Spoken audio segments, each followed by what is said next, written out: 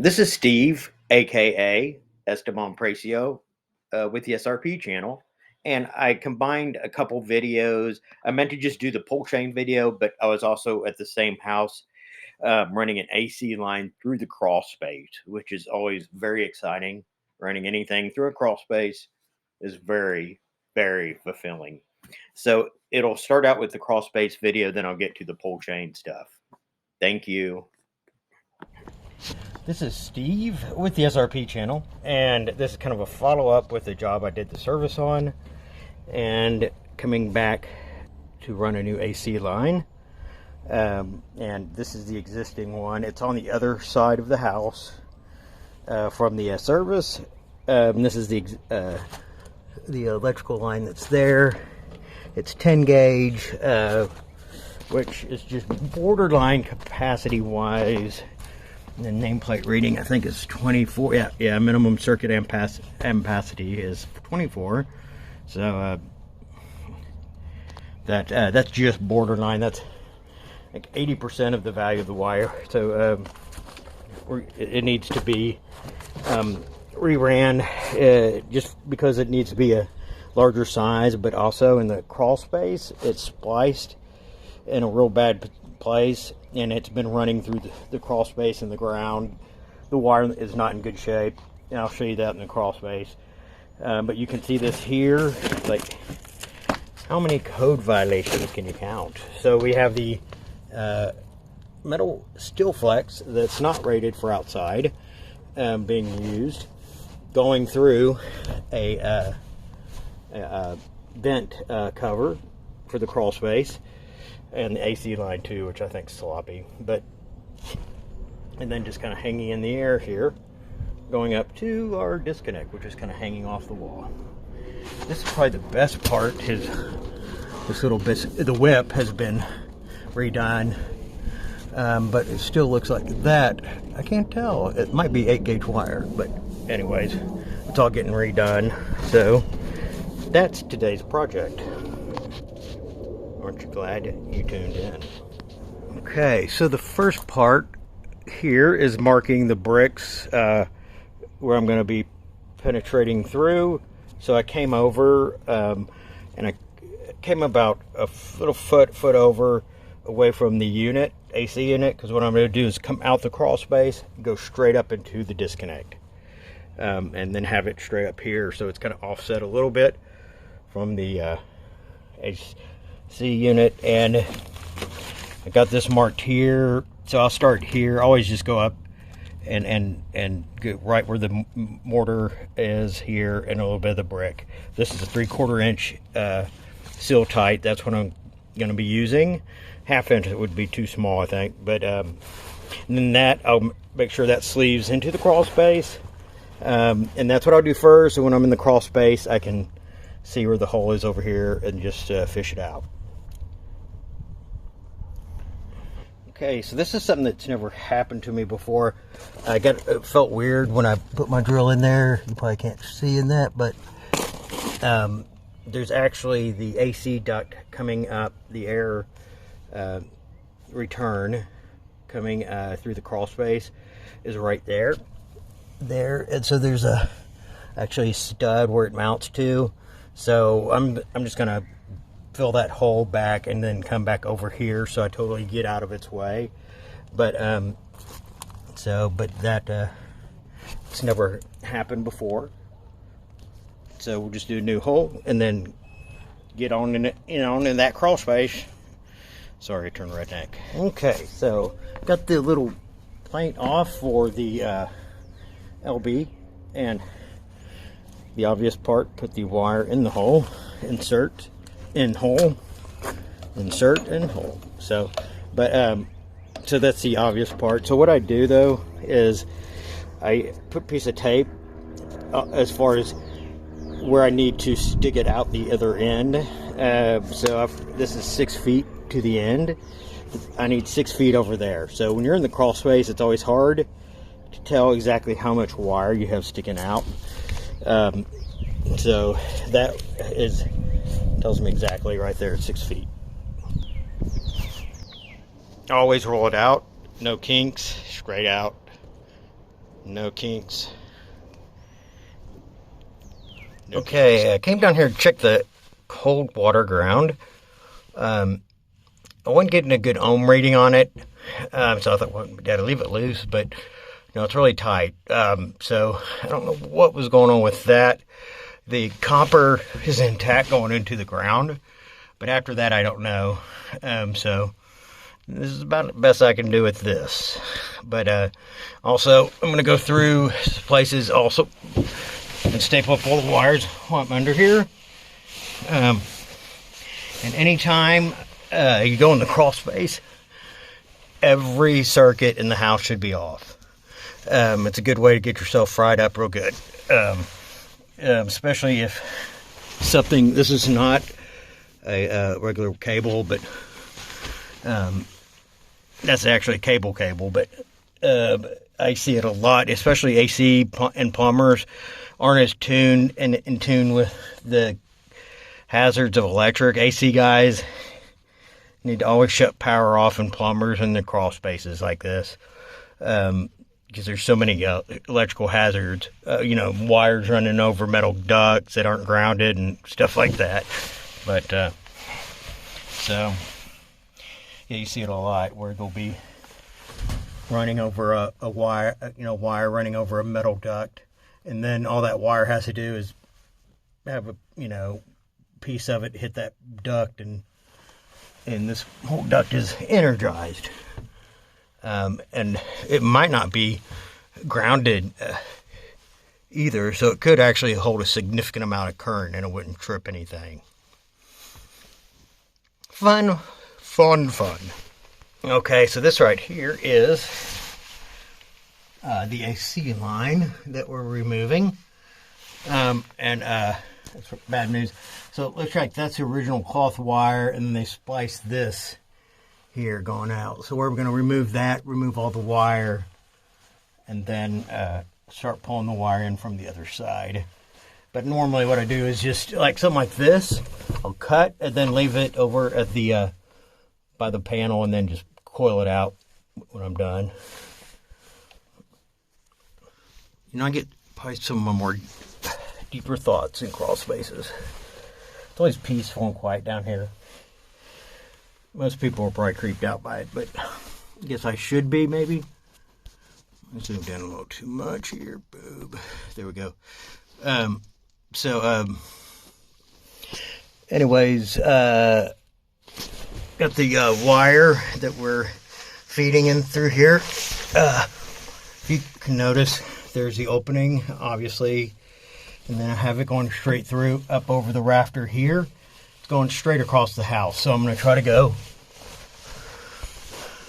through the rafters as long as I can, and that'll be something that'll naturally hold it up.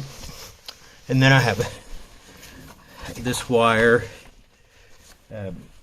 here, that's the old line here, and I have it kind of coiled up here. And the sheetrock hasn't been patched inside there, so I'll be able to pull that out back there through the wall. So, okay, so that's the old AC line over there. I made sure it's not stapled over there. It's kind of free hanging right now.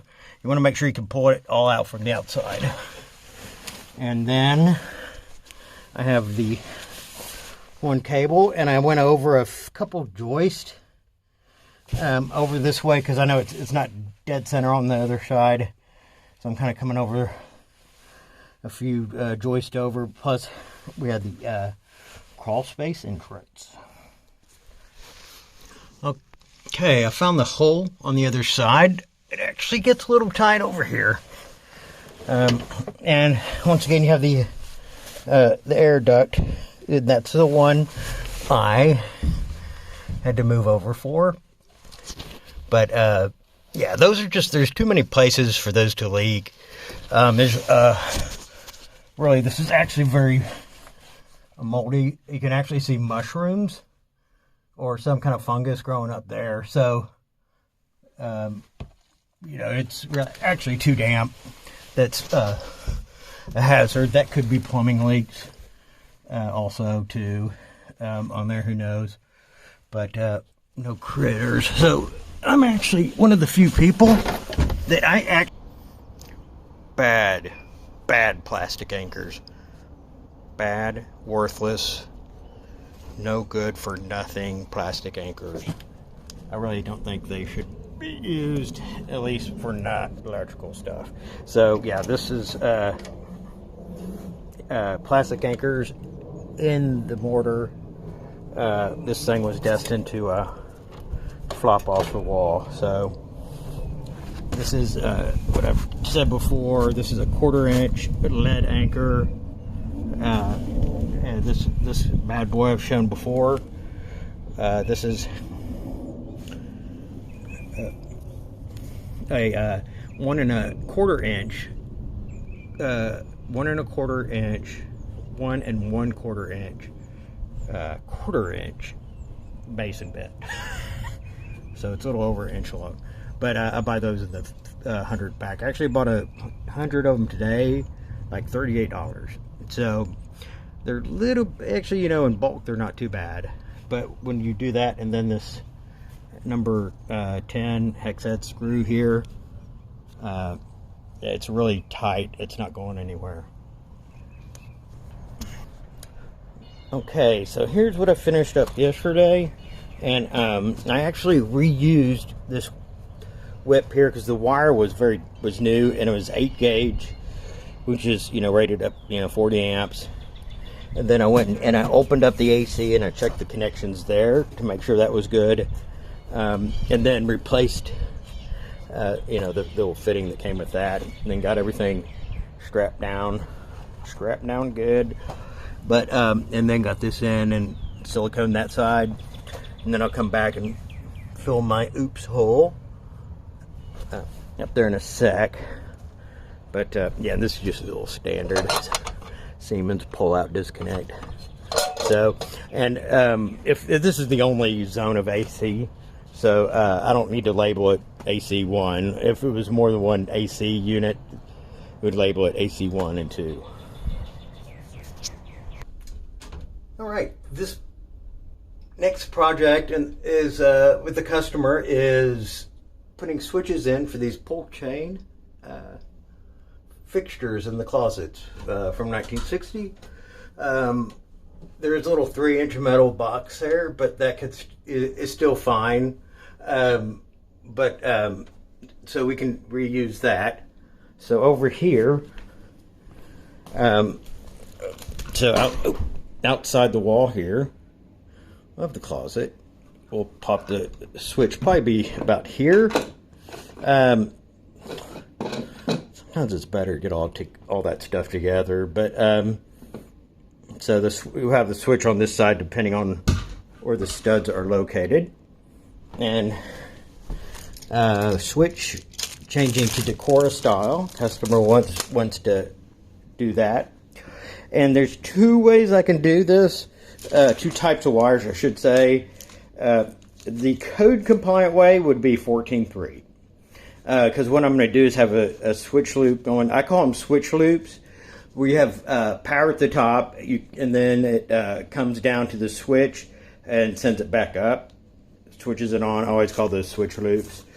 So if you did it in 14.3, you would be using the red and black wire, which is rated, can be used as hot conductors or current feeding conductors, and then the neutral would kind of be tied off. So, and how they're usually done most of the time is with 14.2, so you just send the white or black down hot and then send it back up.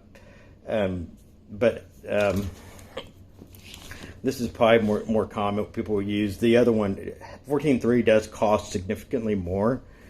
I'm going to be running 14.3 just in case I ever need a neutral or want to add an outlet off of it or whatever. So, but that's it. The music that will be inspiring this job or work today is Linkin Park Hybrid Theory album. Has been played before this, and as soon as the phone goes off, will be played after. Okay, here I am trying to video and work at the same time. So this is my trick here. This is about a 18 to 24 inch piece of green rigid. It has to be solid, and then you stick it up between the box here. You pull the box down. Now this is still on, but just sorry, trying to do this. So you just set it in there. So basically that will stick up through the insulation, making it much easier to find. Okay, so trying to get the switch box location. So as you can see here, this closet's pretty short in here. Say that's maybe 5 to 6 inches here, and then here you're gonna have the stud. So so even if I could squeeze it between here, it would be tricky getting the wire fed, and also that's not gonna cut it right there. You can get your little wiggly screwdriver. That's what I call these, wigglies. You can use that voice, is wiggly. I need a wiggly. It go boom, boom. I love these things. But that's not very promising. So, you know, if we come over a little bit more, it's going to be right where the door, right where the wall is behind it. So you'd have like stud, and then behind it. So that might be fine, but then you're going to have to try to get a wire fed up through where the end of the wall is. Those usually blocked out, so I might actually try to get it here, next to this sensor here. And we could even make this a double gang here for the fan, where that controls the fan here. So I could make that a 2-gang box, move the alarm switch over, and do that. So huge life-changing decisions, life-altering decisions will have to be made here in the next few minutes. While I'm listening to Linkin Park, Hybrid Theory, I'll get it figured out. Okay, so I'm going to definitely do the 2-gang here. Since it's so close here, that makes sense anyway. It'll look better. You won't have the switch off to the side. And I'm going to put a 2-gang box. So I have these remodels that I do not like to use. Matter of fact, you can see how old it is because I won't use it. I just think they're very shatty boxes. We're going to use this super blue box. You cut the little nail things off right there, and then I usually pre-drill, and then either use like a sheetrock or stainless steel screw to hold it in there. And then before you shut power off, mark your switch leg with pink electrical tape. It has to be pink, and mark the switch leg. That way, when you get everything pulled out, you'll know which is a switch leg and hot, especially, since there's just one other wire.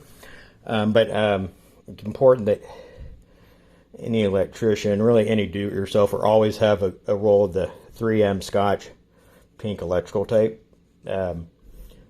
So I don't think you can look yourself in the mirror and be a competent human or electrician if you don't have a good roll of pink electrical tape. So just kind of mill on that for a while. Okay, instead of trying to get this box removed with the sheetrock in, as you see, that would be a little more tricky. We're going to have this in anyway, so I put that there. Put my magic bubble stick on it to make sure it's level.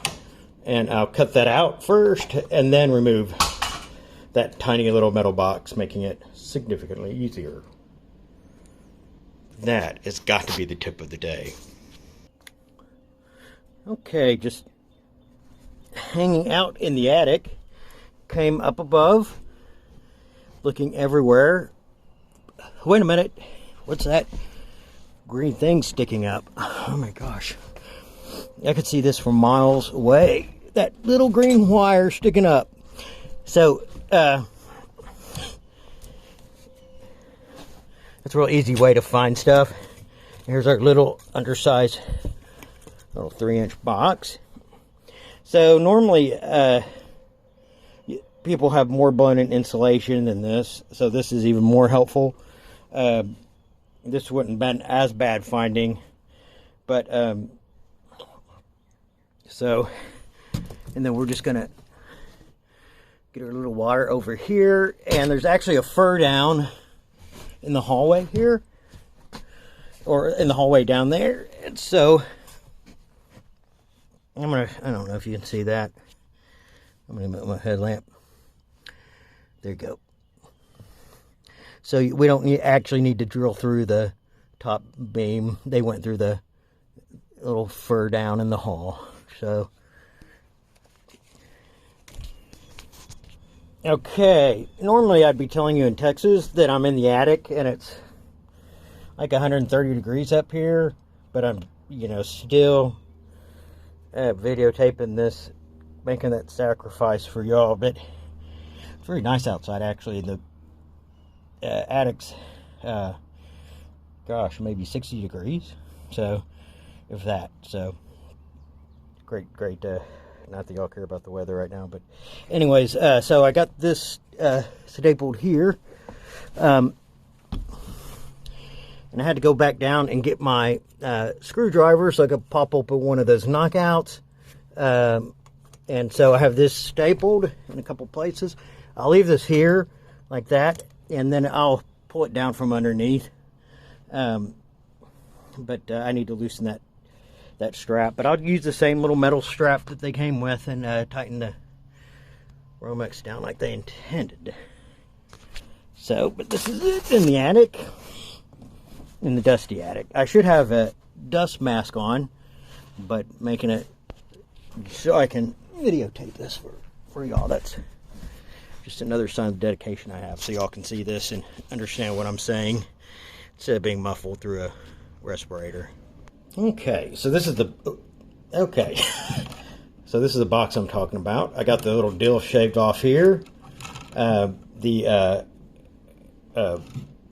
Little knockouts done, and I just do anytime it's an old existing wire like that, I just knock out the full tab.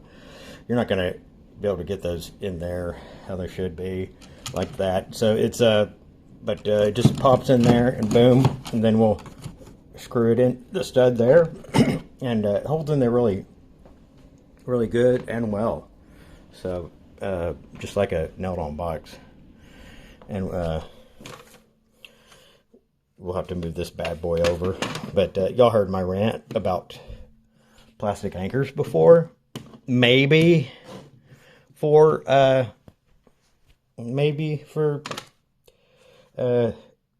alarm equipment pads that weigh 2 ounces, it might be okay. Maybe. Okay, so got the little box in here. So this house is an ungrounded system, but yeah, you can see, I mean, it's fixed because they're real snug. Try to get them as flush as you can, obviously, with the sheetrock, little sheetrock screws. It's not going anywhere. But so got these little Wago connectors on the neutrals, and the little Wago on this here, just to split it off to each hot for the switches. You always have one on the hot for each switch. And then I usually do, this is my stud right here. As a general rule, when I'm doing stuff, I always try to get the hots up next to the stud. And then, or the power in, power out, and then switch 1 first, switch 2 second. So if I came up to this house, if I roughed it in on a new construction, I would do certain orders. So when I come back at trim out or whatever, I would always know what switch was what. So, but, and actually I think a lot of electricians do that as far as the first switch or first next to the stud where it's not on, being the power in and out. But these little Wagos, always get real close here, make sure they're all the way up. looks like that one. I'll go back, but that I love the clear things on there. You can make sure they're hooked up good, but and well, but and then we got this over here, and so 14.2. So since I had a power down there, initially we're going to do a switch loop, but since we have power at our switch down there, all I can do on here is the existing power for the little pull chain fixture. I'm just capping that off with little Wagos. And this worked out good because they didn't pre-twist those wires. So they went right into the little push connectors. And so this is totally independent of that. And then the ground, since it's ungrounded, I just fold it up inside there.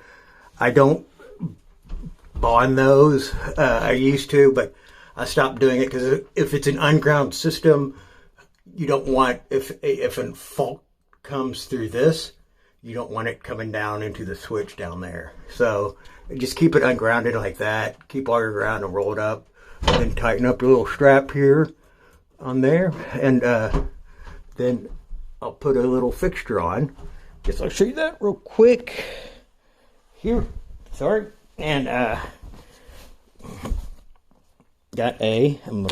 usually not this disorganized, seriously.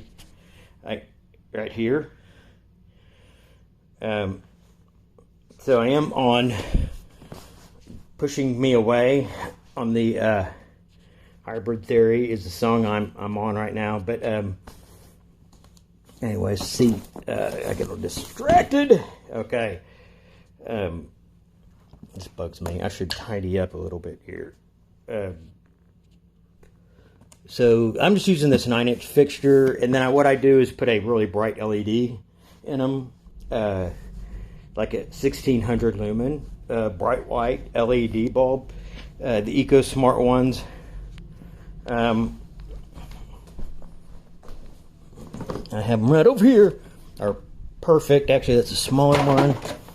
This is perfect for these fixtures.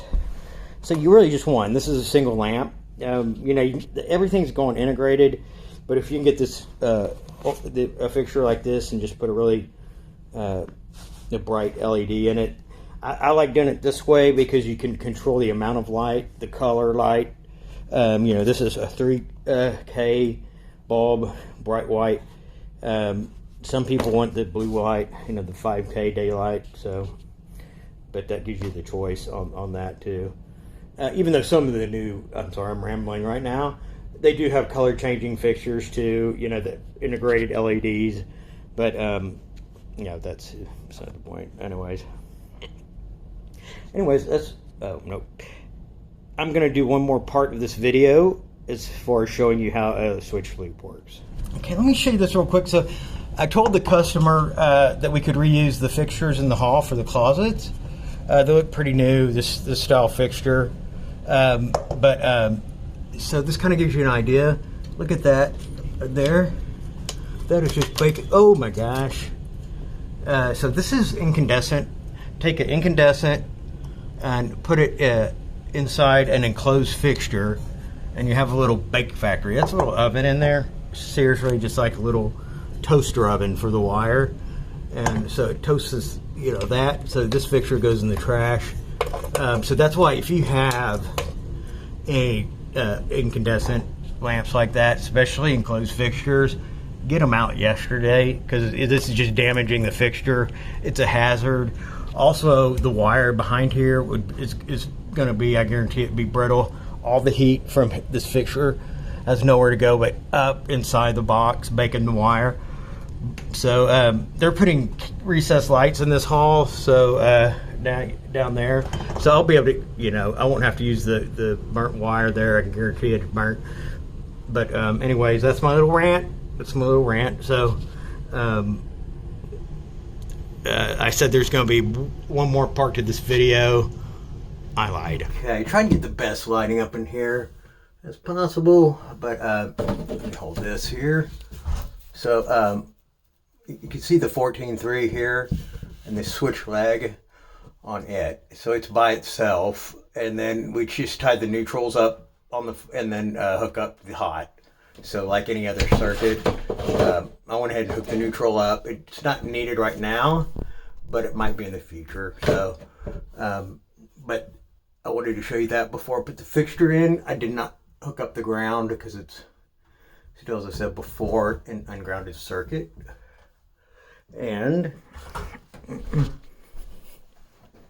this is how I made the switch up. Red, the black is the hot coming in, red going back up, and then just capped off the neutral. I'm gonna put that in there and then install that fixture. So I hope this was helpful. I think this part is probably gonna be more helpful than the AC line. I imagine this is running switch legs for these lights is something people could ask about quite a bit. If you're an electrician and so forth, but this is something you like and can help you and so forth, and want to watch my other stuff, I'm going to have a lot of other different interesting videos. You know, if this is something can help save a marriage or anything like that, just like and subscribe. Thank you.